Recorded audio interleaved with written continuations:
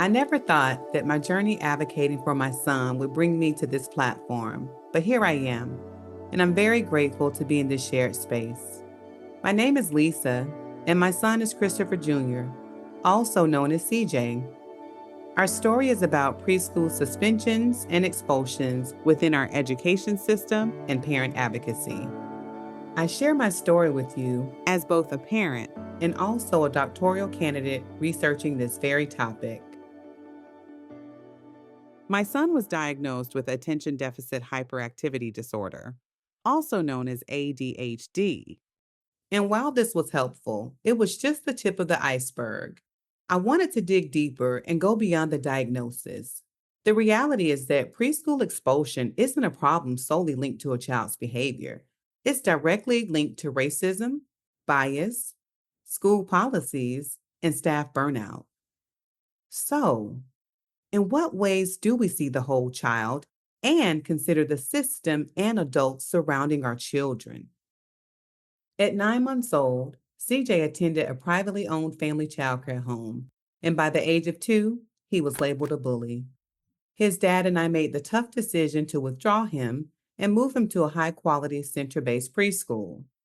The first year was pretty good until the behavior calls occurred daily. I had no idea what this ride would be like, but it sure felt bumpy, frightening, and exhausting.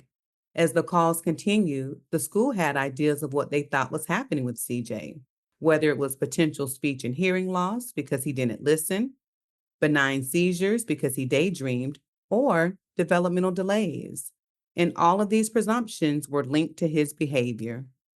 I followed up on every suggestion, but he passed every evaluation.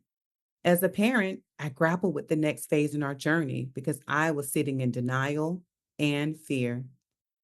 I remember the day like yesterday. We were at the soccer field. The coaches were giving clear instructions to the team, and CJ was prancing around like a teenage mutant ninja turtle. He struggled to focus and stand still. He was in his own little world, happy as can be. After the soccer game, we went to a local grocery store and I met a mom with her son, who displayed similar characteristics as CJ. After an hour-long conversation, she recommended her neurologist. I made the appointment and he was evaluated. Soon after, CJ was diagnosed with ADHD.